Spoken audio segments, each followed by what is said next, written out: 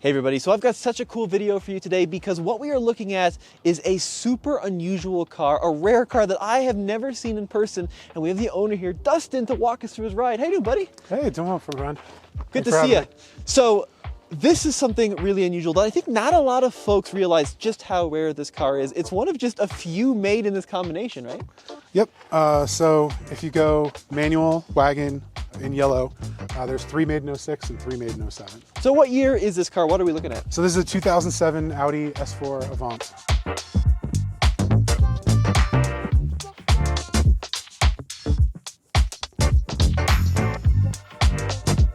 S4 Avant. So it's a station wagon version of the high performance Audi S4. And what drew you to this car?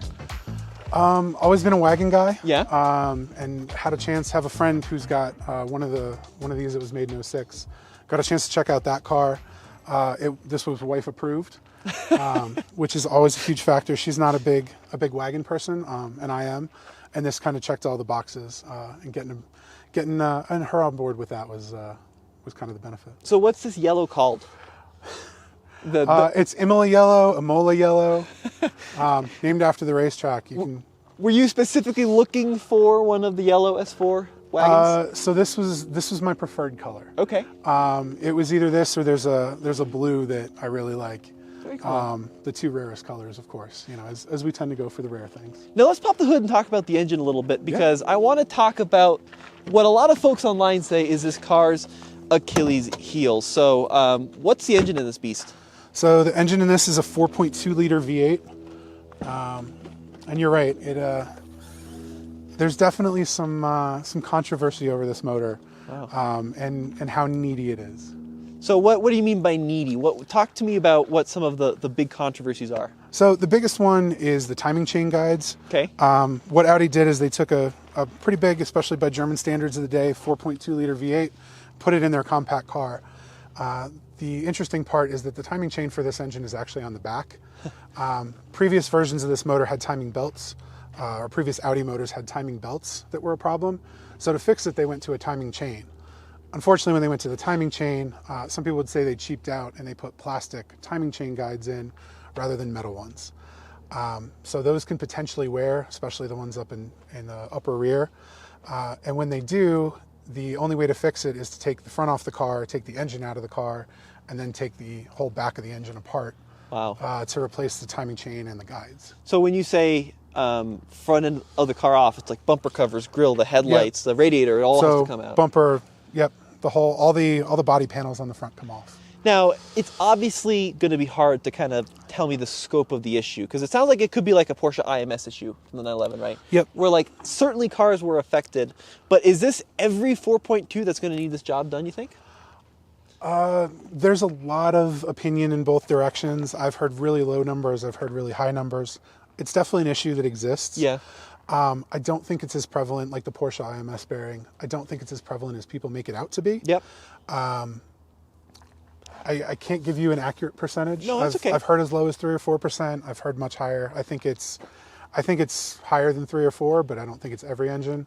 This car has 142,000 miles on it. Timing chain guides have not been done. Chain is not stretched. It doesn't clack when on a cold start.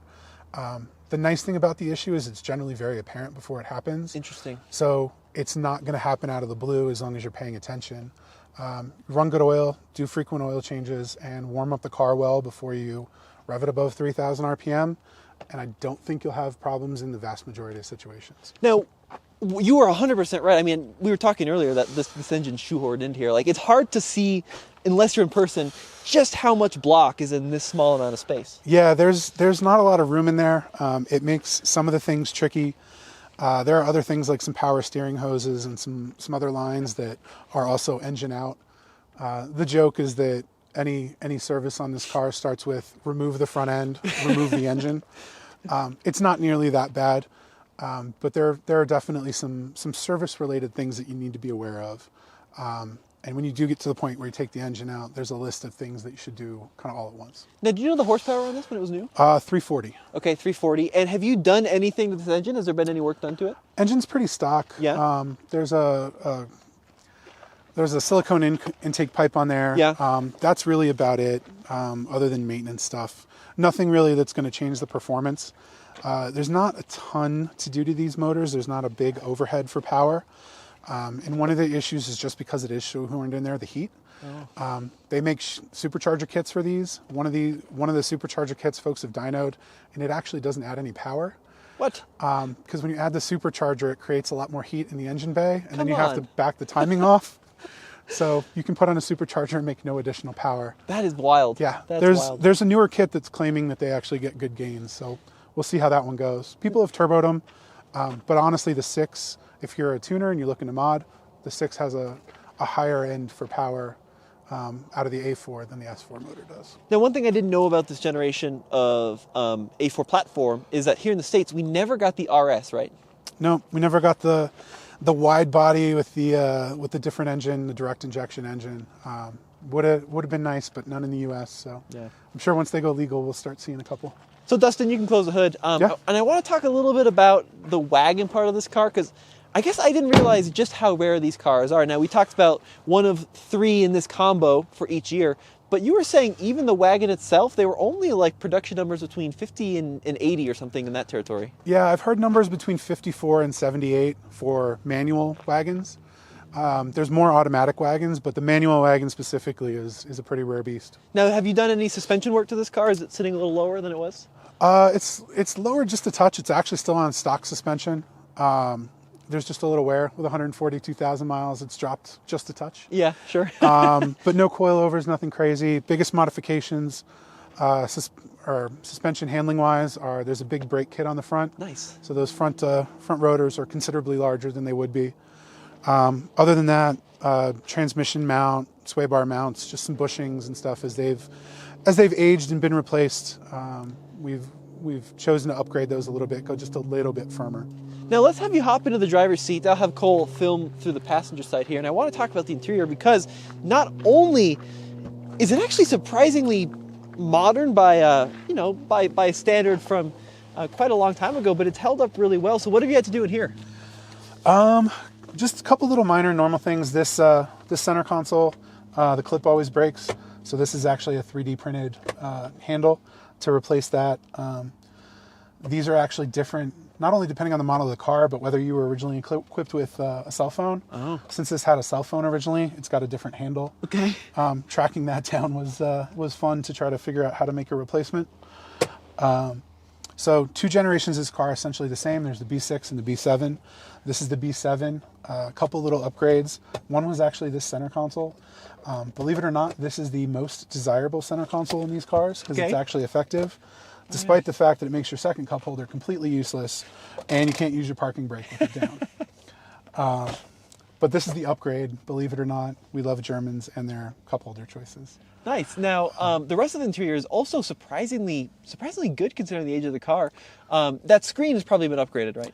Yep. So aftermarket Pioneer radio, backup camera, wireless CarPlay, wireless Android Auto. Nice. Just to give us some modern conveniences. Other than that, totally stock.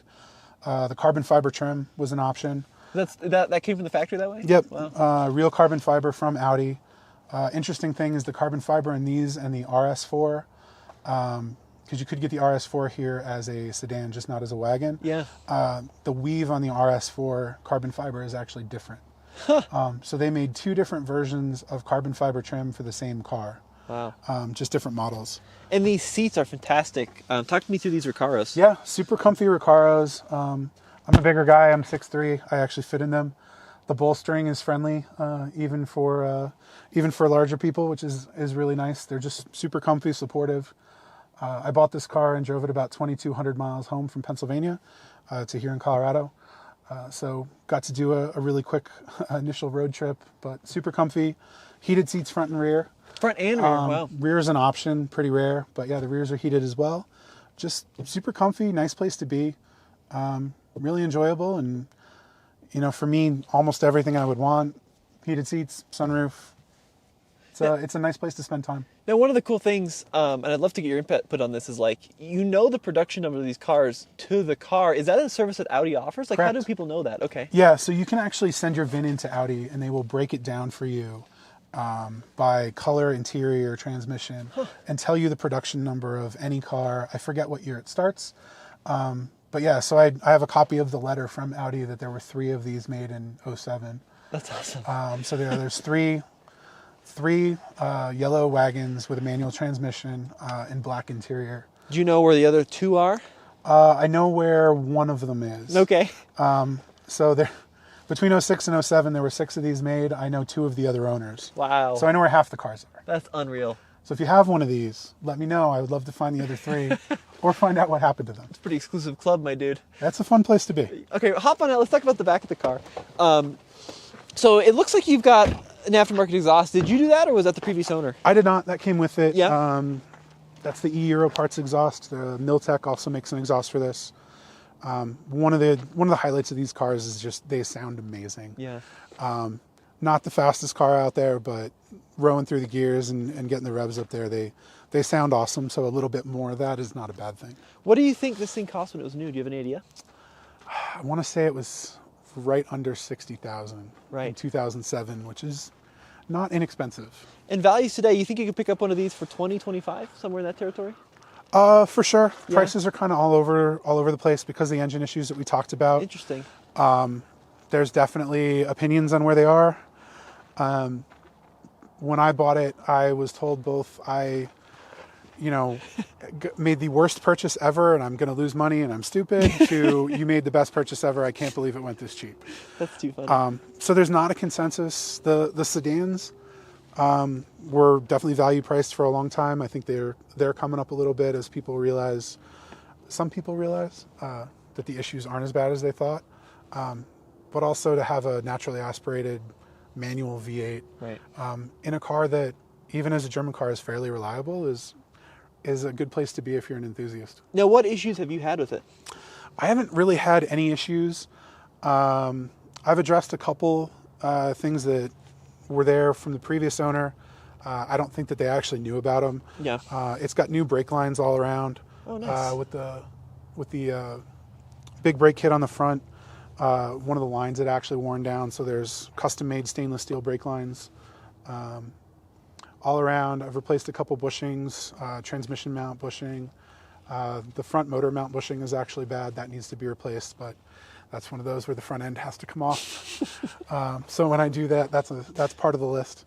But honestly, it's been super reliable. We get in it and drive 200, 300, 400, 500 miles in a weekend with no worries. Is this your daily? No. I'm fortunate enough to work from home most of the time, so I Okay. don't really have a daily. There you go, yeah. Well, I see the snow tires, though. Do you drive in the winter? Oh, it definitely gets driven. This is a better choice than our Hyundai in the snow. So it's always up for daily driving duty should we choose to take it. Nice, that's awesome. So, Dustin, what's your favorite part about owning this car? My favorite part, other than the fact that it's a V8 manual bright yellow station wagon, which is just ridiculous and people love, especially VW and Audi people, it's the fact that it's really good at everything. Interesting. I can jump in it and go to Costco and do, a run to the store. There's a whole bunch of stuff in the back right now, and I can go hit the canyons and do that, or I can pack a couple friends in it and go away for the weekend. It's fast enough that it's fun, not fast enough that I get in too much trouble. It's all-wheel drive. It's a little heavy, but handles really well. If I had to have one car, I've got too many at the moment. Yeah. But if I could have one car, it would be this, because it really is. It's good at everything. It's a nice place to spend time, and I always enjoy driving it. That's fantastic. That's fantastic. Well, let's do this, Dustin. I'm going to have you drive. I'm going to hop on the passenger seat, and we'll take it down the road. All right, Dustin. That exhaust is amazing. What's crazy about it is that it's pretty subdued in here, but on the outside you get this insane rasp, which is pretty interesting. Yeah, it's a nice combo. It's there when you want it to be, but it's, as a road trip car, a daily driver, it's not over the top. Yeah, it's great, and the power feels really pretty good, right? It's enough power where you can have some fun out in the canyons, right? You can rev it out and make some cool sounds, but you're not going to be going 120 like that, right? You're not going to lose your license immediately. Yeah, for sure. You can definitely enjoy the on-ramps without getting in too much trouble. And you get to enjoy the sound, which is fun. The other cool thing, which is nice, is so many of these higher performance cars, even some of the S cars from Audi, the ride quality nowadays are so firm. They're so track focused. This is a nice blend of not roly-poly, but still very drivable. Yeah, it's one of the things I really like about this car. I'm going to go right at the next light. Is even though, this is before adjustable suspension, there's no sport mode, there's no comfort mode. It rides really nice, but when you tuck it into a corner, when you're digging through one of the canyons that we're fortunate enough to have around here, it performs really nicely. It stays pretty flat. Like I said, it's a great all-arounder. It does everything well. Now, it's okay if you don't know the answer to the question, but is this a halodeck system or is this like a differential-driven all-wheel drive system? Do you know? I can look it up. It's not a problem. Oh, you're making me look bad. Oh, it's okay. But, That's why we have the editing. That's all right. I forget exactly. It's Audi's Quattro, but I don't remember which system it is. Which exactly it is. Does it do pretty well in the snow, though? It does. Yeah? There are some amazing videos of these just being beastly in the snow. Even without snow tires, I know some guys around town that'll go out in the snow in regular tires and do just fine. Nice. But you throw a set of snow tires on these and they're a lot of fun. So do you have any mods planned for this car?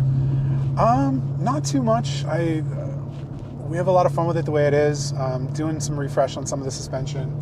Got a couple more bushings to tackle. But nothing too crazy on this one. With a modern radio in it and Bluetooth and CarPlay, backup camera, pretty happy. Considering doing a heated steering wheel and going full first world problems on it. Yeah, right. But yeah, not too much. I'm pretty happy with this one the way it is. You've done a really nice job bringing it up to the standard, and I just love that. Even though it's an 07 Audi, it's super tight in here. It's not rattly. Feels amazing, even for the passenger seat.